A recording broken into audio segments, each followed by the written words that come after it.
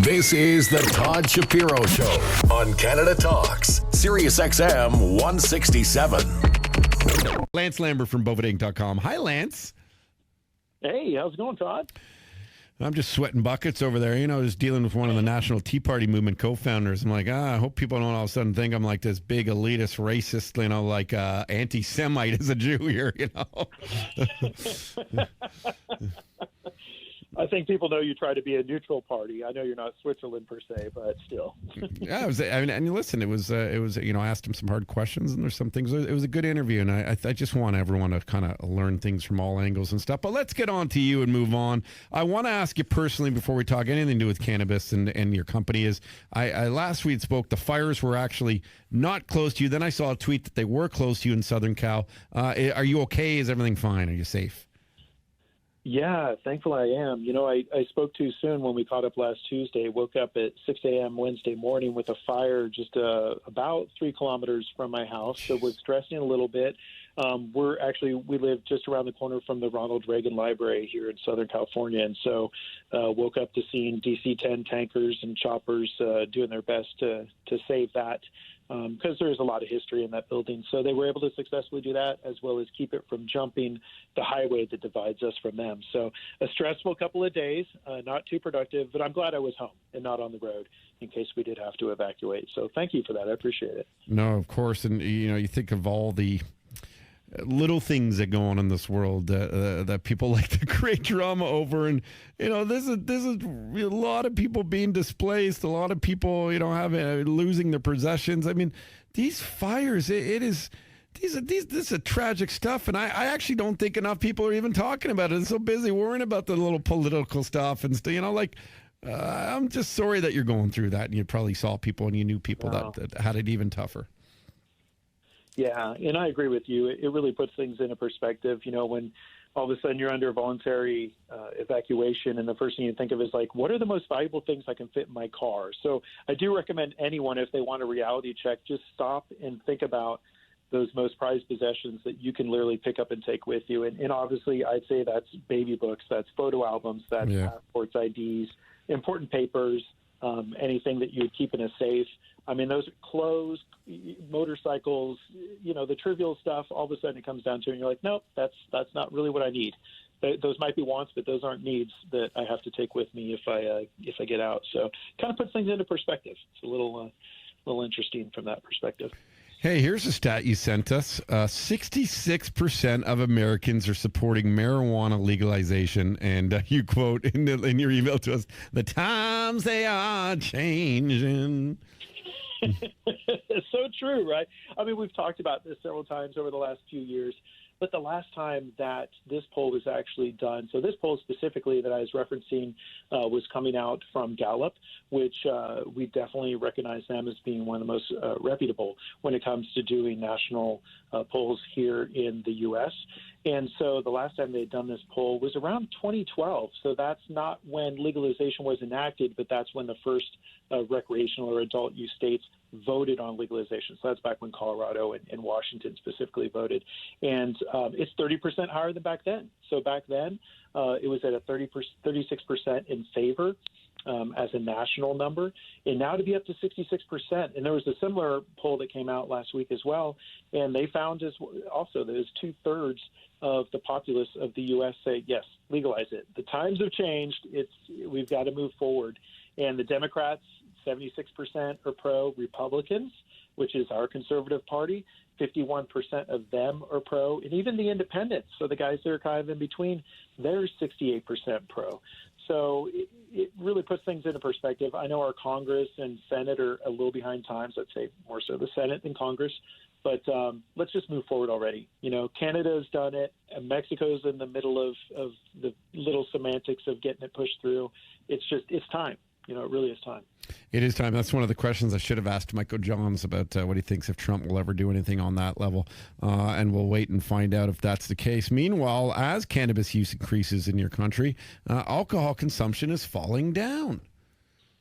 Wow, no gasp or surprise from your side, right? I mean, this is something I think both you and I have talked about on and off the record. So I am not surprised myself, including others. I just find myself, the more enveloped I am in this industry, the more focus I have on the attributes that cannabis has versus I mean, nothing against alcohol. I definitely appreciate and respect the craft around beer and wines. But let's face it, there really aren't a whole lot of health attributes that we're finding in studies on that side of the coin, as opposed to what we're hearing from cannabis. So a good example is, you have a few glasses of wine, you think you're going to get better sleep. Alcohol actually prevents you from falling into REM. So while you might go to sleep, you aren't always necessarily getting the best sleep. So it's things like that I think the masses are starting to recognize. So what they're witnessing is, at least in the legal adult use states, they've witnessed binge drinking rates fall by 9% compared to the national average, and then 11% below for non-cannabis states. So it's definitely something where they are seeing a drop. They're seeing things moving in the right direction. And this is something I think that the big alcohol was aware was going to be on the horizon. Yeah, and listen, I own a very small minority stake in a brewery here, Lake Wilcox, that I work with, Lance Lambert, by the way, from Boveda.com, 2A humidity control packs, keeping your flower fresh. But yet, I'm honest about this stuff, and the heavy drinking, and anyone I know who's been a bit of a heavy drinker, myself included, is, man, this stuff F's you up, like especially the older you get, and it F's up your insides, and it kills your next day. And I'm not saying don't have a beer or two when you go to the game, or you're, with your buds, or don't not have a glass of wine or two. But this excessiveness in drinking, which is so promoted in culture, you're almost a loser if you don't go out for drinks with the boys after. Oh my gosh. And I do hope this goes away. I really do. And when it comes to cannabis usage, why we can't make medical claims about this stuff yet, and that's coming soon. You can make claims like, well, my buddies never wanted to get in a bar brawl. Or my I still got up that next day, and maybe I had a little lethargy as I was moving in the morning, but it didn't sort of, I didn't need the next drink just to get me going again. It really is a very different culture. It is, and that's why I wanted to put the emphasis on the binge drinking, because you're right. I think everything in moderation, I'm totally a fan of that. You're right. It's very much a part of our culture. I was just sharing that with friends. I'm at a point in my career, your listeners know that I do a lot of traveling. I've gotten to that position where, I go to the lounges.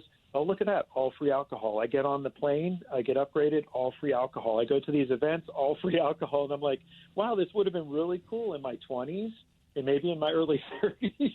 But to your point, you kind of, at least some of us, I think, grow out of the binge drinking, because we do come to realization that 4 hours of fun with the result of 8 hours of hangover, it's not a good formula for success in any person's professional career. So definitely a drink or two with friends, especially camaraderie when it comes to a game or to an activity. But yeah, everything in moderation. But just point out the obvious, how we're seeing a little bit of a shift there. Yeah, and I think a very important shift, because one thing you can talk about is how alcohol can be, especially when abused, can be very, very dangerous to human beings.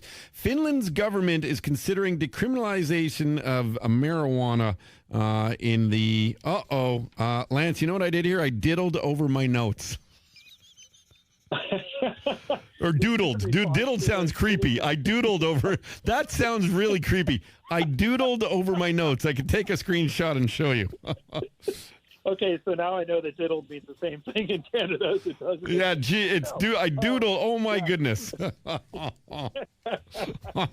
So Finland's government, they'll consider decriminalizing marijuana, I should say, rather, in response to citizen petition. Oh, that's what I missed out on. Yeah. So it's one thing for the government to come around to its senses and get some positive feedback from other countries. Like I said, there's been several prime ministers from Commonwealth countries and the EU that have come over to Canada, that have looked into the program and the successes thereof.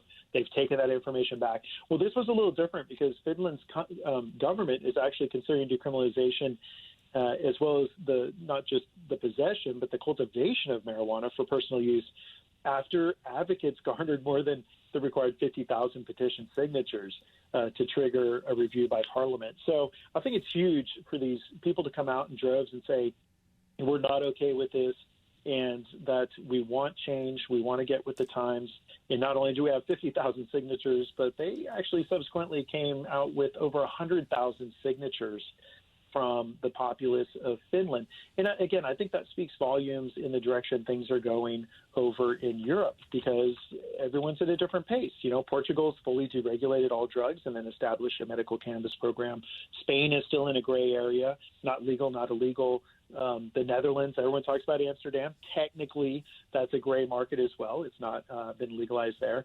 So it is a big deal still to hear of these countries that are coming straight out and going, yes, we want to move forward. And it's not a small, it's 5.53 million populous country. So it's not by any means the smallest country in Europe. So it is going to make an impact on its neighbors, I believe. Lance Lambert, bovedainc.com. How are things going with the company, with the sale of these two-way humidity packs, and also where can we see you and your team next?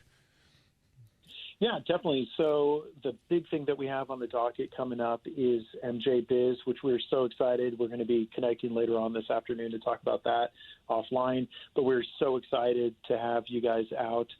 We actually have a 2-story booth specifically for doing the broadcast on the second story at this show. So it's going to be phenomenal. Looking forward to introducing you to some industry friends down here in the States as well. So that's a big one. And that, of course, is going to be the 11th through the 13th of December. Myself and a few of the team members, though, we're going to an event up in the far reaches of California, up in very northern California, Humboldt County, which is a bit of an epicenter around the craft and the culture of cannabis. And HCGA, the Humboldt County Growers Alliance, which we sponsor, is having an event up there for all the growers. So it's a fun event to go to. It's not as big. It's more of a local, but you get to kind of see what the latest genetics are up in the triangle, as we call it, and, if it's been a successful crop so far for this year and the rest of it. So definitely looking forward to that. The company as a whole, we're doing great, continue to expand, not just domestic, but internationally. A lot of things in the works for 2020. It's going to be a big year. Won't lie. It's going to be a big year both for the U.S. and for the international markets. Although we've talked about this, Todd, before.